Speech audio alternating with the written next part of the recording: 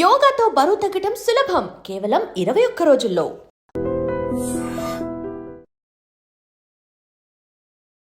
Our generation especially, or our previous generation if you have to say, father of gastroenterology Telugu states lo evaru అని అంటే just we look up to you and say it is Nageshwar Reddy garu. అంటే అంత మిమ్మల్ని చూసి inspire అయిన ఈ జనరేషన్కి sir ఒకటే చెప్తున్నాను, అడుగుతున్నాను, అవుట్ ఆఫ్ క్యూరియాసిటీ అనుకోవచ్చు మీరు.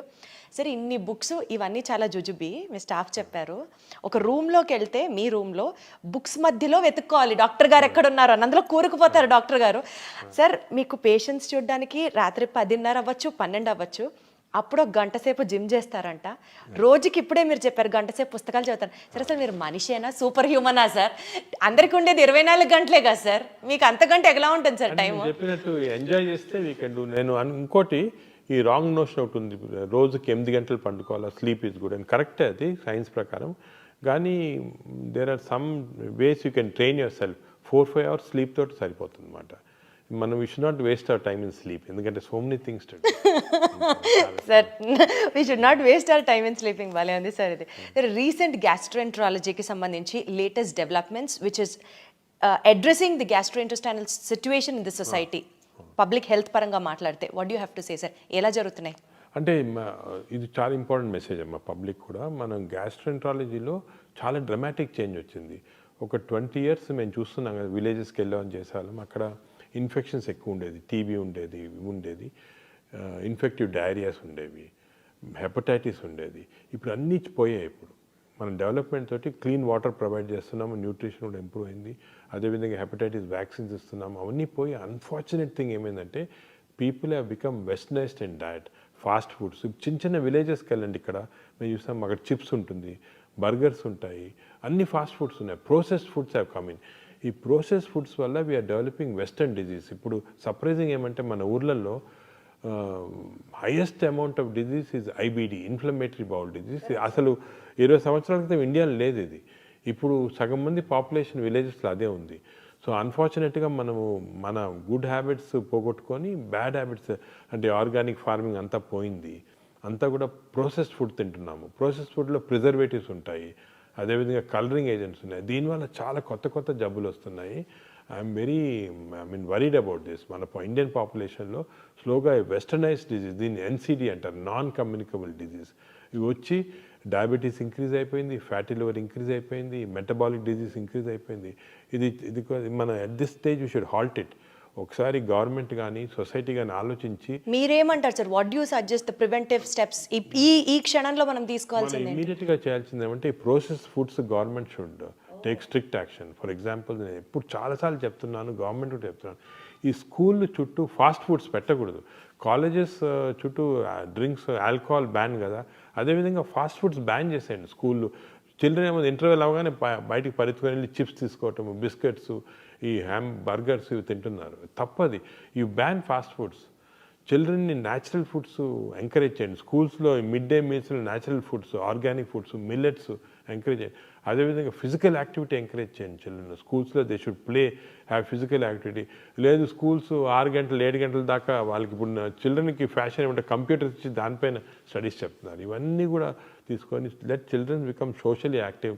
ఒకరితో ఒకరు మాట్లాడుకోవాలి, యాక్టివేట్ చేయాలా, అదేవిధంగా ఫిజికల్ యాక్టివిటీ ఉండాలా, హెల్తీ ఫుడ్ తినాలా. ఈ కాన్సెప్ట్ స్కూల్ చిల్డ్రన్ నుంచే స్టార్ట్ చేయాలి. మేము కొన్ని స్టడీస్ చేసాం స్కూల్ చిల్డ్రన్లో. 40% ఆఫ్ ఈవెన్ పబ్లిక్ స్కూల్ అంటే గవర్నమెంట్ స్కూల్స్లో కూడా 40% of children are having fatty liver because of all these types of things. So they should change, లేకపోతే మన generation, younger generation are going to get totally spoiled. Also sir along with మీరు చెప్పిన కాంప్లికేషన్స్తో పాటు according to chronic inflammation hypothesis ప్రకారం ulcerative colitis కానివ్వండి, Crohn's disease కానివ్వండి, because of the inflammation of the intestine జనాల్లో ఈ incidence of these diseases. Sir I love this subject, I have done so much of research in this, కాబట్టి నేను అడగగలుగుతున్నాను. And మా ఫ్యామిలీలో కూడా one of my family member is suffering with Crohn's disease sir. He's just 6 years of age, వాడికి age నుంచి మేనల్లుడు ఈ suffering with this Crohn's disease. మేము ఎంత ఫేస్ చేసామో ఆ ట్రామా ఇండియాలో చాలా చోట్ల చూపించి ఈ ట్రీట్మెంట్ దొరక్క చాలా కష్టపడ్డాం సార్. సో నాకు ఈ సబ్జెక్ట్ గురించి తెలుసు, అందుకని I'm making it up. Correct మీరు చెప్పినట్టు, these it's called a chronic inflammatory condition. ఈ chronic inflammatory condition is environmental stimulated. ఈ ఎన్విరాన్మెంట్ వస్తూ ఉంది మనకి.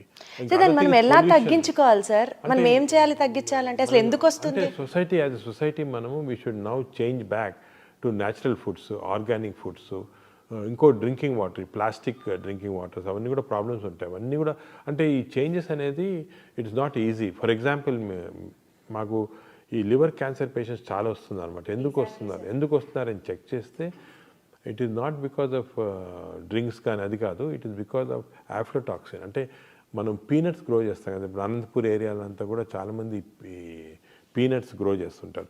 దాంట్లో ఆఫ్లోటాక్సిన్ ఫంగస్ వచ్చేసి that is causing this liver cancer. But అది చేంజ్ చేయాలంటే ఫార్మింగ్ చేంజ్ చేయాలి, అగ్రికల్చర్ చాలా కష్టం అది. So it's involves not only changing of habits but economy కూడా చాలా చేంజ్. సో కొంతవరకు it's not easy, simple problem కాదు. అంటే ఇండియాలో ఇన్సిడెన్స్ ఎక్కువ అవుతుంది అని అనుకోవచ్చా సార్? మనం జాగ్రత్త పడాలి అని అంటే ఇండియాలో ఎన్విరాన్మెంట్ ఎక్కువ అవుతుంది. మన ఎన్విరాన్మెంట్ చేంజ్ చేయాలి. పొల్యూషన్ చూడండి, ఇప్పుడు ఫర్ ఎగ్జాంపుల్ ఈ నార్థన్ ఇండియాలో చాలా మందికి lung problems, severe lung problems pollution వల్ల. Burn all the crops continuous గా. ఇప్పుడు అది గవర్నమెంట్ చాలా స్ట్రిక్ట్ యాక్షన్, బట్ పొలిటికల్లీ అంత యాక్షన్ తీసుకోలేరు. They cannot stop the farmers. So ఇది చాలా కాంప్లెక్స్ ఇష్యూస్ ఇవి.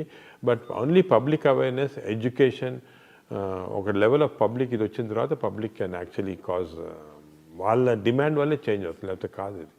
And also sir, multi step level theory of carcinogenesis ప్రకారం normal cells are becoming cancer cells. Incidence of cancer is also being చాలా ఎక్కువ అవుతుంది. మీరు specially being gastroenterologist liver cancer గురించి address చేయడం కానీ because of the pollution or because of the drinking habits, alcohol consumption, ఎలాంటి impact ఉండబోతుంది sir? జనాలకి ఎంత చెప్పినా అర్థం అవ్వట్లేదు ఎందుకు అని అనిపిస్తూ ఉంటుంది. అనిపిస్తుందమ్మా నాకు. ఇంకా కూడా మీరు media, all types of social media అందరూ కూడా యాక్టివ్ పార్ట్ తీసుకొని హెల్త్ ఎడ్యుకేషన్ అనేది చాలా ఇంపార్టెంట్ రోల్ తీసుకోవాలి. ఇప్పుడు జనాలకి ఏమి ఇంట్రెస్ట్ ఉందంటే ఏదో ఒక కాంట్రవర్సీ అని పుష్ప వస్తే అవన్నీ చూస్తుంటారు. అదే ఏదైనా ఇంట్రెస్టింగ్ టిడ్బిట్స్ పాలిటీషియన్ కానీ యాక్టర్స్ చూస్తుంటారు. కానీ unfortunately they are not concentrating on this health education. ఇప్పుడు వెస్టర్న్ కంట్రీస్లో చూసుకోండి, హెల్త్ ఎడ్యుకేషన్ ఛానల్స్ వేరేగా ఉన్నాయి, చాలా పవర్ఫుల్గా ఉన్నాయి. దే డెలివరింగ్ చిల్డ్రన్కి, they are delivering health education at school level itself. అది మనం చేయటం లేదు, చేయాలా. We have to change the society by properly educating them. Sir, ఇండియాలో మెడికల్ ఫీల్డ్లో incidence of obesity, lifestyle diseases, hepatocellular carcinomas, దీని గురించి ఎలా చూసుకుంటూ వెళ్తే ఇండియాలో ఉన్న డెవలప్మెంట్స్, అడ్వాన్స్మెంట్స్, ఇండియాలో ఉన్న మెడికల్ స్ట్రక్చర్ ఏ విధంగా ఇంకా అభివృద్ధి చెందాల్సిన అవసరం ఉందని మీరు అనుకుంటున్నారు?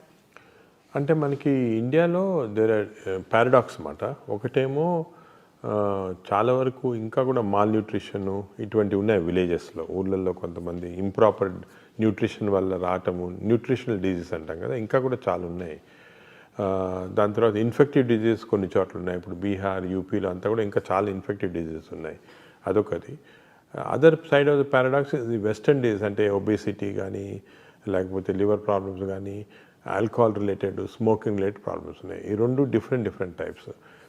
కొంతవరకు మనకి ఈ అర్లియర్ ప్రాబ్లమ్స్, ఈ మాల్ న్యూట్రిషన్, ఇన్ఫెక్షన్ కొంచెం ఈజీ సాల్వ్ చేయడానికి దాని గవర్నమెంట్ కొన్ని స్కీమ్స్ స్టార్ట్ చేశారు, అవి కూడా కంటిన్యూ అవుతున్నాయి.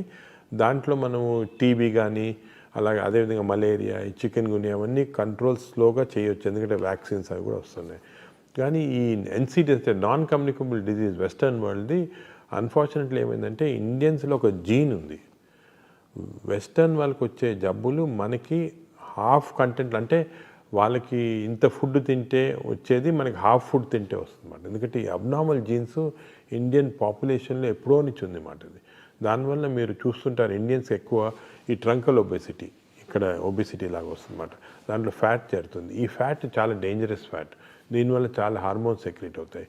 సో మనకి తక్కువ స్టిమ్యులేషన్ వల్ల ఇటువంటి పెద్ద ఎన్సిటీస్ వచ్చేస్తున్నాయి. అదేవిధంగా హార్ట్, ఇండియన్స్లో హార్ట్ ఆర్టరీస్ ఉంటాయి కదా, సన్నగా ఉన్నాయి. వేరే వాళ్ళు యూరోపియన్స్ తోటి కంపేరిస్తే మనకి ఇంకా సన్నగా ఉంటాయి.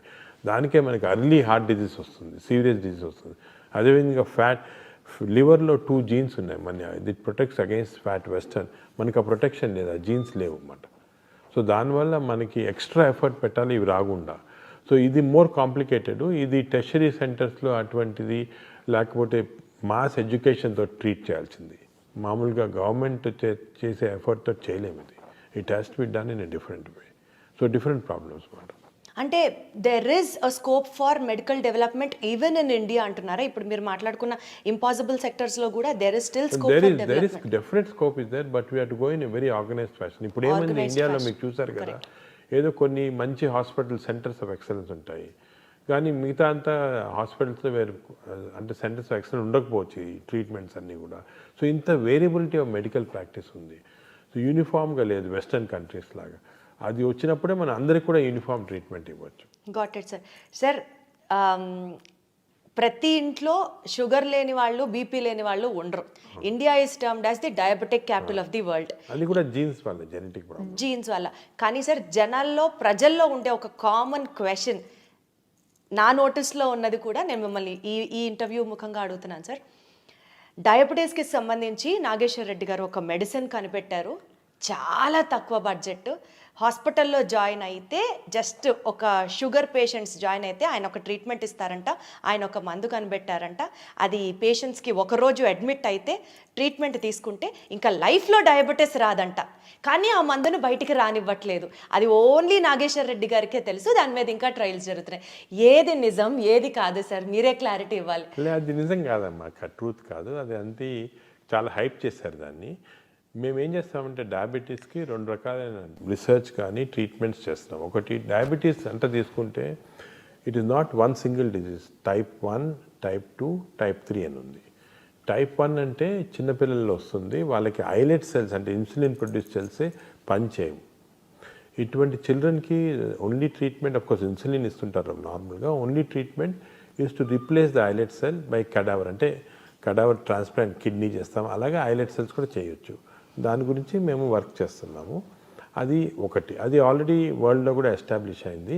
అది ఇంకా మన ఇండియాలో ఈ టైప్ 1 తక్కువ కాబట్టి ఎక్కువ దానిపైన కాన్సన్ట్రేషన్ లేదు. టైప్ 3 అనేది ప్యాంక్రియాస్లో చెడిపోతే, క్రానిక్ ప్యాంక్రియాస్ చెడిపోతే టైప్ 3 డయాబెటీస్ వస్తుంది. ఈ టైప్ 3 డయాబెటీస్కి ఏం చేస్తున్నామంటే మేము సర్జరీ చేసినప్పుడు, అంటే ప్యాంక్రియాస్కి ఎలాగైనా సర్జరీ, అప్పుడు ఐలెట్ సెల్స్ అన్ని తీసుకొని మేము కాన్సన్ట్రేట్ చేసి మళ్ళీ బాడీలో we are injecting through portal vein చేస్తే వాళ్ళకి ఆ డయాబెటీస్ పార్ట్ క్యూర్ అవుతుంది. ఇది ఆల్రెడీ మేము చేసాము, ఆల్రెడీ పబ్లిష్ చేసాము, ఇప్పుడు కూడా చేస్తున్నాం ఆ ట్రీట్మెంట్ మా హాస్పిటల్లో. కానీ majority of patients are having type 2C diabetes. ఈ టైప్ 2 డయాబెటీస్లో ఏమంటే ఐలెట్ సెల్స్ అనేది ఫంక్షన్ చేస్తుంటే కానీ ఇన్సులిన్ రెసిస్టెన్స్ డెవలప్ అవుతుంది బాడీలో. ఇప్పుడు మేజర్ వర్క్ ఏమంటే రీసెర్చ్ వరల్డ్ అంతా జరిగేది ఇన్సులిన్ రెసిస్టెన్స్ ఎలాగ తగ్గించాలి. దానికి ఇప్పుడు మీరు వినుంటారు కొత్త మెడిసిన్స్ కూడా, సెమీగ్లూటైడ్ అని, GLP-1 అనలాగ్స్ వస్తున్నాయి. కానీ మేము ఒక ఐడియా ఏమంటే దట్ ఈ స్మాల్ ఇంటెస్టైన్లో డియోడనల్ రెసిస్టెన్స్ ఏర్పడేది స్మాల్ ఇంటెస్టైన్. మనం స్మాల్ ఇంటెస్టైన్ మార్పుడు చేస్తే ఈ స్మాల్ ఇంటెస్టైన్ మార్పుడు వల్ల ఇన్సులిన్ రెసిస్టెన్స్ తగ్గిపోయి టైప్ 2 డయాబెటీస్ కొంతవరకు మనము ప్రోగ్రెషన్ ఆపొచ్చు. దీన్ని ఎండోస్కోపీ ద్వారా చేస్తామన్నమాట, చేయొచ్చు. అది కూడా మేము we are still doing it as on a protocol basis. అంటే అందరికీ ఎక్స్పెరిమెంటల్ కాదు, ప్రోటోకాల్ బేస్. అంటే ఎక్స్పెరిమెంట్స్ అన్ని అయిపోయింది, ఎఫెక్టివ్ అది, కానీ ప్రోటోకాల్ బేసిస్. ఎందుకంటే it can be done in large populations. ఈ సింపుల్గా ఎండోస్కోపీ ద్వారా డియోడినల్ మ్యూకోజాని మనం మార్పుడు చేస్తే అప్పుడు అక్కడ ఇన్సులిన్ రెసిస్టెన్స్ ప్రొడ్యూస్ చేసే సబ్స్టెన్సెస్ తగ్గిపోయి వస్తుంది. ఇప్పుడు మేము ఏం చేస్తున్నామంటే ఇది సింపుల్ ఇన్స్ట్రుమెంట్స్, ఇప్పుడు చాలా కాంప్లికేటెడ్ ఇన్స్ట్రుమెంట్స్ వచ్చేయాలా. Now doing work to make simple instruments. అంటే ఏ డాక్టర్నా చేయొచ్చు సింపుల్గా, కానీ ఆ simple instruments we are doing innovations. ఇది నిజంగా చాలా పెద్ద స్టెప్ అవుతుంది కదా సార్? అవుతుంది, బట్ మనం ఇంకా కూడా మీరు చెప్పినట్టు దీని గురించి అనవసరంగా హైప్ చేయకూడదు.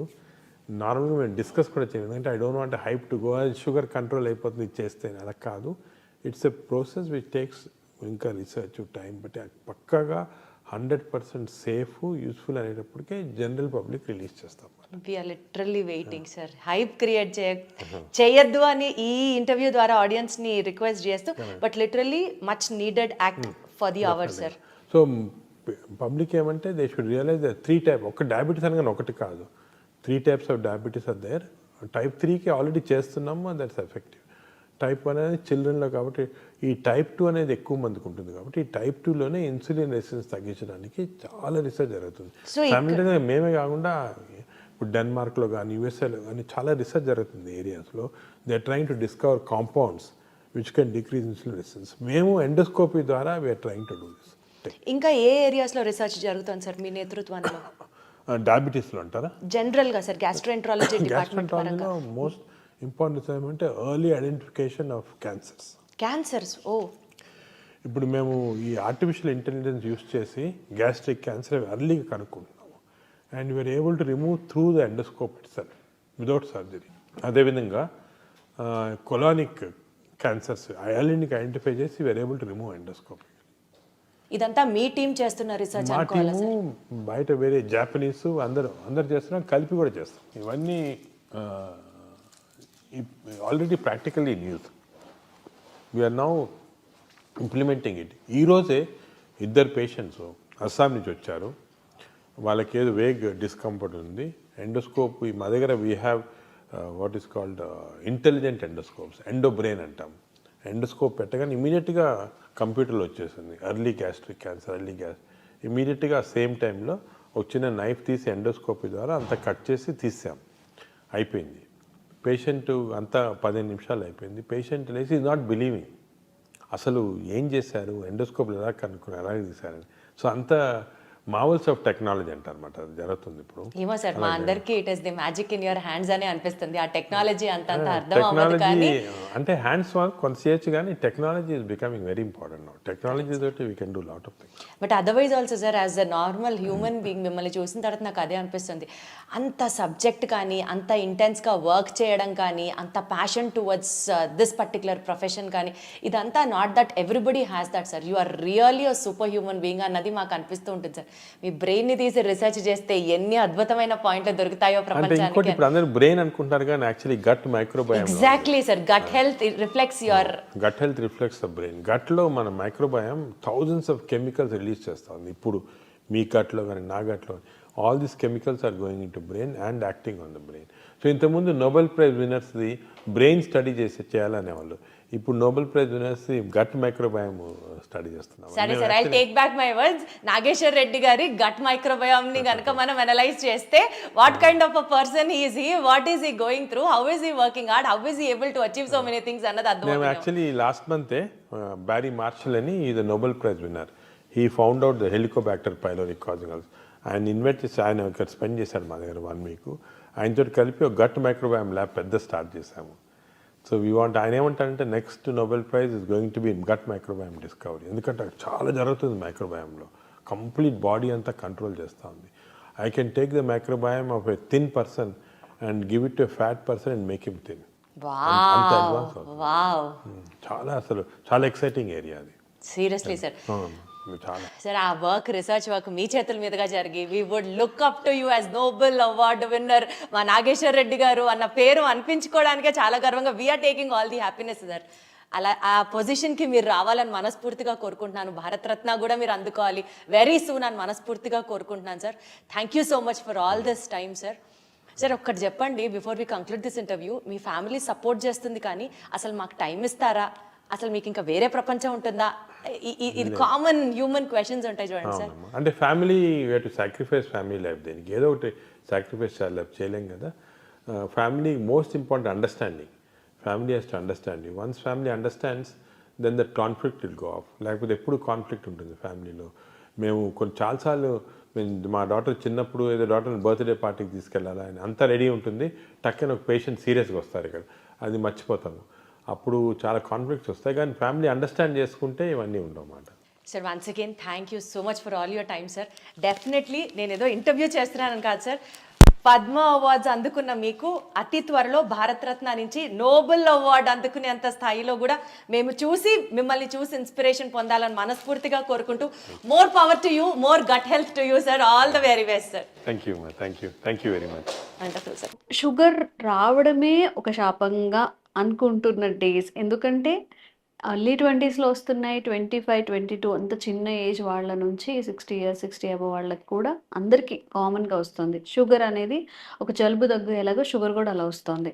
మరి ఈ హై షుగర్ లెవెల్స్ ఉన్నప్పుడు దాన్ని ఎలా కంట్రోల్ చేసుకోవాలి, ఇంకా సైడ్ ఎఫెక్ట్స్ అవ్వకుండా, సిచ్యువేషన్ వర్స్ట్ అవ్వకుండా మన హెల్త్ని ఎలా కాపాడుకోవాలి అంటారు? మీరు నిజంగా చెప్పినట్లు అక్షరాలు నిజమమ్మా. పూర్వకాలం అయితే షుగర్ వ్యాధిగ్రస్తులు ఎక్కడున్నారని చెప్పేసి వెతకాల్సినటువంటి పరిస్థితి ఉండేదమ్మా. అవును. ఈ రోజుల్లో దురదృష్టవశాత్తు షుగర్ లేని వాళ్ళని వెతుకోవాల్సినటువంటి దౌర్భాగ్యమైనటువంటి పరిస్థితులు ఉమ్, భవిష్యత్తులో కూడా మరీ మరీ రాబోతున్నాయమ్మా. ఇది నిజంగా బాధాకరమైన విషయం. ఉమ్, ఏది ఏమైనప్పటికీ మరి చిన్న వయసులోనే షుగర్ రావడము, మరి తెలిసి తెలియక చేసేటువంటి పొరపాట్ల వల్ల, అవగాహన లోపం వల్ల షుగర్ వ్యాధి గురించి చక్కటి ఆరోగ్య స్పృహ లేకపోవడం చేత ఉమ్, మరి ఎక్కువ శాతం మందిలో షుగర్ కంట్రోల్ కాకపోవడం చేత మరి ముందు కాలంలో అనేక రకాలైనటువంటి ఇబ్బందులు కూడా చాలా శాతం మందిలో అమ్మా, దాదాపు 180-90% మందిలో కూడా కలుగుతున్నాయమ్మా. ఉమ్, సో షుగర్ వ్యాధిని ఖచ్చితంగా నియంత్రణలో ఉంచుకోవాలి. వైద్యశాస్త్రం చెప్పేది కూడా అదే. ఉమ్, షుగర్ పెరిగే కొద్దీ సమస్యలు పెరిగిపోతాయి. అదేవిధంగా ఏండు గడిచే కొద్దీ కూడా సమస్యలు పెరిగిపోతాయి. ఉమ్, షుగర్ వచ్చిన తర్వాత తల నుంచి కాళ్ళ వరకు ప్రతి కణము దెబ్బతింటుందమ్మా. ఉమ్, ఈ విషయం నేను చెప్తుండేసరికి నాకు మరొక విషయం కూడా గుర్తొస్తుందమ్మా. ఆయుర్వేద వైద్య విధానంలో వేలాది సంవత్సరాల క్రితమే వీటన్నిటిని దృష్టిలో ఉంచుకొని మన మహర్షులు అస్వాస్థ్యం సర్వగాత్రేషు అని చెప్పేసి చెప్పడం జరిగింది. ఉమ్, అస్వాస్థ్యం ఉమ్, అంటే అనారోగ్యకరంగా పరిణమించడం, తయారు కావడం. సర్వం గాత్రం అంటే శరీరం. ఉమ్, సో సమస్తమైనటువంటి శరీరంలో ఉన్నటువంటి ప్రతి అణువు కూడా, కణకణం కూడా, ప్రతి అవయవం కూడా ఉమ్, షుగర్ వల్ల వ్యాధిగ్రస్తం అయిపోయి చాలా ఇబ్బందిని ఎదుర్కొనేటువంటి పరిస్థితి ఏర్పడుతుందని చెప్పేసి ఉమ్, వేలాది సంవత్సరాల క్రితమే ఆ యొక్క కాంప్లికేషన్స్ గురించి కూడా చెప్పడం జరిగిందమ్మా. ఓకే. సో షుగర్ వల్ల మెదడుకు సంబంధించిన జబ్బులు వస్తాయి, పక్షవాతం వస్తుంది, మతిమరుపు సమస్య వస్తుంది. ఉమ్, అదేవిధంగా మెదడుకు సంబంధించినటువంటి ఇతర అనేక రకమైన రుగ్మతలు వస్తాయి. అదేవిధంగా నరాలకు సంబంధించినటువంటి సమస్యలు వస్తాయి. ఉమ్, నరాల వీక్నెస్ వస్తుంటుంది. తర్వాత కాళ్ళు చేతులు తిమ్మిర్లు వచ్చేటువంటి పరిస్థితి ఏర్పడుతూ ఉంటుంది. అదేవిధంగా ఇతర భాగాల్లో నొప్పులు ఉండేటువంటి పరిస్థితి ఏర్పడుతుంది. చర్మ వ్యాధులు వచ్చేటువంటి పరిస్థితి ఏర్పడుతుంది. ఉమ్, అదేవిధంగా జీర్ణాశయానికి సంబంధించినటువంటి సమస్యలు వస్తాయి, కంటికి సంబంధించినటువంటి సమస్యలు వస్తాయి, అట్లే ప్రేవులకు సంబంధించినటువంటి సమస్యలు వస్తాయి. ఉమ్, ఒకటేమిటో మా అనేక రకాలైనటువంటి సమస్యలకి షుగర్ కేంద్ర స్థానం అంటే అతిశక్తి కాదు. ఓకే. మరి ఈ రోజుల్లో నేను చెప్పినట్లు చాలా మందిలో నియంత్రణ ఉండడం లేదు. ఉమ్, సో వైద్యులు కూడా మ్యాక్సిమం ఆ షుగర్ను కంట్రోల్ చేసేందుకు శతవిధాల ప్రయత్నం చేస్తున్నారు. ఉమ్, కానీ మరి వైద్యులు చెప్పినట్టు వీళ్ళు పాటించకపోవడము, ఇతర కారణాల వల్ల షుగర్ అయితే చాలా మందిలో కంట్రోల్ ఉండకపోవడం చేత మరి అనేక రకాలైన ఇబ్బందులు కూడా ఫేస్ చేయాల్సినటువంటి పరిస్థితులు ఏర్పడుతున్నాయి. ఉమ్, ఈ నేపథ్యంలో వైద్యులు సూచించిన మేరకు సలహాలు, సూచనలు పాటిస్తూ వాళ్ళు చెప్పినటువంటి పద్ధతిలో ఔషధాలు వాడుకుంటూ ఉమ్, మరి ఇప్పుడు నేను చెప్పబోయేటువంటి ఈ యొక్క హోమ్ రెమెడీ ఉమ్, అంటే గృహంలో మన ఇంట్లో దొరికేటువంటి పదార్థాలతోనే ఔషధాన్ని తయారు చేసుకుని వాడుకోవడం వల్ల ఉమ్, ఇంగ్లీష్ మందుల యొక్క డోస్ తగ్గించుకోవచ్చు, ఓకే. ఇంగ్లీష్ మందుల యొక్క సైడ్ ఎఫెక్ట్స్ తగ్గించుకోవచ్చు, ఉమ్, భవిష్యత్తులో కాంప్లికేషన్స్ రాకుండా కంట్రోల్ చేసుకోవచ్చు. అథవా కాంప్లికేషన్స్ దుష్పరిణామాలు వచ్చినప్పటికీ త్వరగా ఆ యొక్క సమస్య నుంచి బయటపడేందుకు కూడా అవకాశం ఏర్పడుతుందమ్మా. ఉమ్, ప్రమాదకరంగా పరిణమించకుండా ఉంటాయి.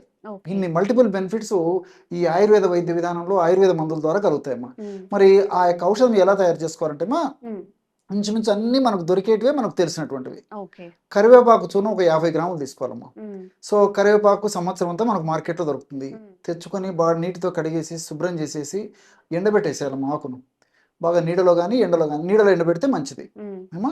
బాగా ఎండబెట్టేసేసి 2 రోజులు కానీ 4 రోజులు కానీ బాగా ఎండిపోయిన తర్వాత మిక్సీలో వేసేసి చూర్ణం తయారు చేసి పెట్టుకోవాలి. ఉమ్, ఆ విధంగా తయారు చేసుకున్నటువంటి కరివేపాకు చూర్ణం ఒక 50 గ్రాములు. ఓకే. సో కరివేపాకు కూడా ఈ షుగర్ని నియంత్రించేటువంటి అద్భుతమైనటువంటి శక్తి ఉన్నట్లు పరిశోధనల ద్వారా కూడా నిరూపితమైందమ్మా. ఉమ్, కరివేపాకు మనకు తెలియదు కానీ మరి ఈ రోజుల్లో దురదృష్టవశాత్తు అంటే చిన్నపిల్లలకు కూడా తల్లిలు కరివేపాకు మన ఆహార పదార్థాల్లో, వంటకాల తయారీలో కరివేపాకు వేసి తినమని చెప్తున్నప్పటికీ కరివేపాకు పక్కన వారేసేటువంటి పద్ధతి ఉందమ్మా. పెద్దలు కూడా చాలా మంది అవగాహన లోపం చేత కరివేపాకు పక్కన పెడతారమ్మా. అవును. అది మంచిది కదమ్మా. ఉమ్, సో షుగర్కు రాకుండా ఉండేందుకు, షుగర్ వచ్చినప్పటికీ దానివల్ల ఇబ్బందులు లేకుండా ఉండాలంటే ఉమ్, మన ఆహార పదార్థాల తయారీలో, వంటకాల భాగంలో ఉపయోగించేటట్టు కరివేపాకును తప్పక నమిలి కడుపులోకి తీసుకోవాలి, మింగాలి. ఓకే.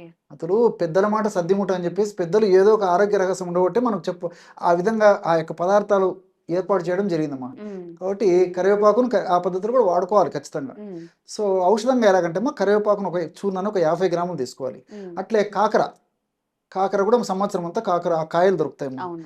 ముదిరినటువంటి కాయలు, మంచి కాయలు తెచ్చుకొనమా శుభ్రం చేసేసి కడిగేసేసి ముక్కలుగా స్లైసెస్ ఉమ్, లాగా తయారు చేసేసి ఒక నీడలో 2 రోజులు కానీ 4 రోజులు కానీ ఆరబెట్టేసేసి బాగా తేమ శాతం అంతా పోయి బాగా ఎండిపోయిన తర్వాత మిక్సీ వేసేసి పౌడర్ తయారు చేసుకోవాలి. ఓహో. అదొక 50 గ్రాములు. సో కాకరకాయ కరివేపాకు పొడి 50 గ్రాములు, కాకరకాయ పొడి 50 గ్రాములు. మూడవ పదార్థంగా వేప బెరడు చూర్ణం. ఇది మనకు మార్కెట్లో దొరుకుతుందమ్మా. వేప బెరడు చూర్ణం. ఓకే. సో నింబత్వక్ చూర్ణం అంటారమ్మా. సో ఇది ఒక్కటి మాత్రం బయట తెచ్చుకోవాలి. సో వేప బెరడు చూర్ణాన్ని ఒక 50 గ్రాములు కలుపుకోవాలి. అదేవిధంగా పసుపు కొమ్ములు దంచి తయారు చేసుకున్నటువంటి పొడి ఒక 50 గ్రాములు తీసుకోవాలి. ఉసిరిక పొడి ఒక 50 గ్రాములు తీసుకోవాలి. ఈ 5 పదార్థాలు ఒక్కొక్కటి 50 గ్రాముల చొప్పునమ్మా.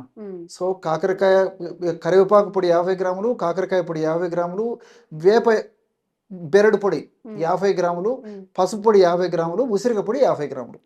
ఈ 5 పదార్థాలు బాగా కలిపేసేస్తే బ్రహ్మాండమైనటువంటి షుగర్ నియంత్రించేటువంటి ఔషధం రెడీ అయిపోతుందమ్మా. షుగర్ వల్ల వచ్చేటువంటి భవిష్యత్తులో వచ్చేటువంటి కాంప్లికేషన్స్ రాకుండా ఉండేందుకు కూడా అద్భుతంగా పనిచేస్తుంది.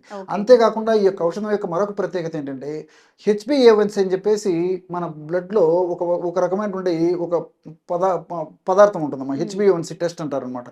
సో 3 మాసాల సగటు ఇది సూచిస్తుంది అనమాట. సర్వసాధారణంగా మనకు ఏదైనా ఒత్తిళ్ళు ఎక్కువ ఉన్నా, మానసిక ఒత్తిళ్ళు ఎక్కువ ఉన్నా, ఆహార పదార్థాల్లో హెచ్చుతగ్గులు అయిపోయినా, వాతావరణ మార్పు ప్రభావం చేత కానీ ఈ షుగర్ లెవెల్స్ ఫ్లక్చువేషన్ జరుగుతుంటాయి మా బాడీలో.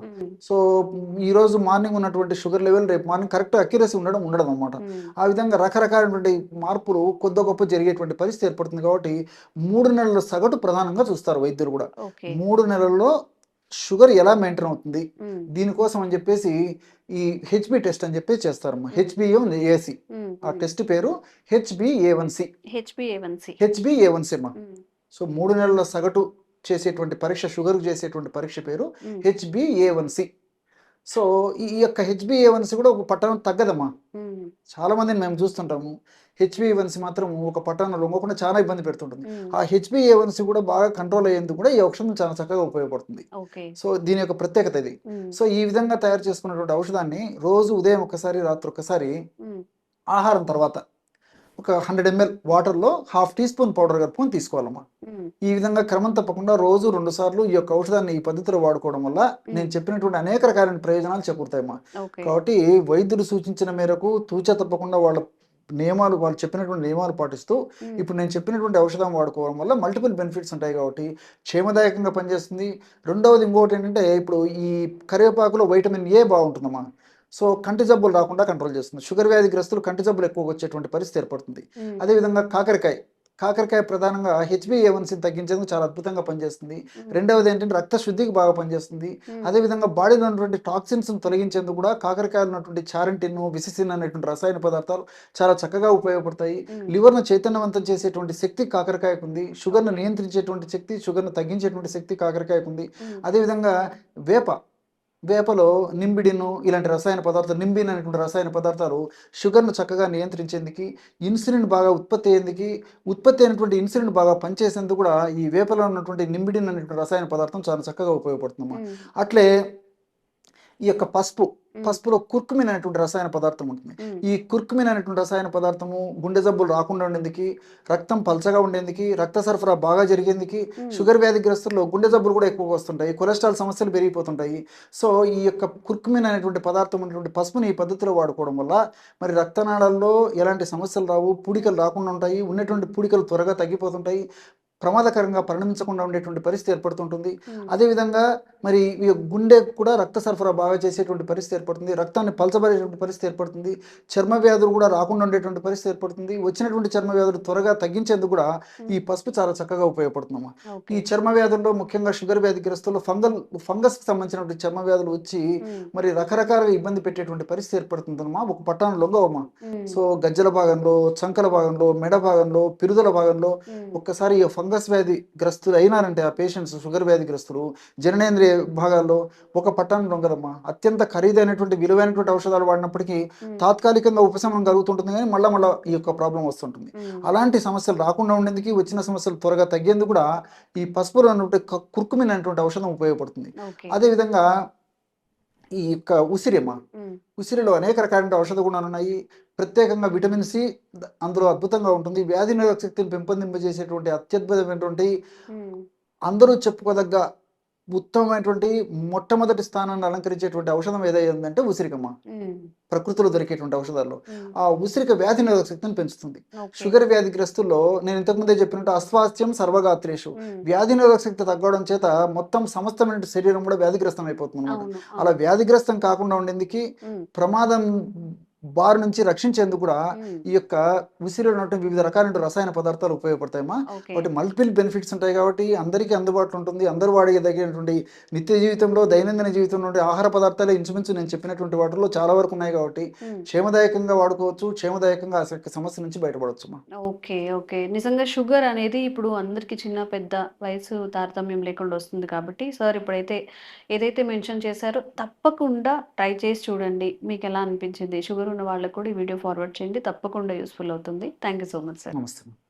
And for more videos, Please subscribe to iDream. Please subscribe to iDream. Please subscribe iDream. And please subscribe to iDream. For more videos, subscribe to iDream. please like, share and subscribe to the channel. Congratulations, iDream. Subscribe to iDream. Subscribe to iDream. So subscribe to iDream Media. iDream की iDream team अंदर की huge congratulations. Please subscribe iDream Media. Please subscribe to iDream. Subscribe iDream. Please subscribe to iDream. iDream అంటే నా కళల channel subscribe చేసుకున్న నోరు తిరుగుతలేదు, మీరైతే గంట గుర్తు కొట్టండి. For more such videos, please subscribe to iDream. Subscribe to iDream. Please subscribe to iDream. Please subscribe iDream Media. Please do subscribe to iDream. Please subscribe to iDream Media. For best entertainment and information, please subscribe iDream. And don't forget to subscribe to iDream.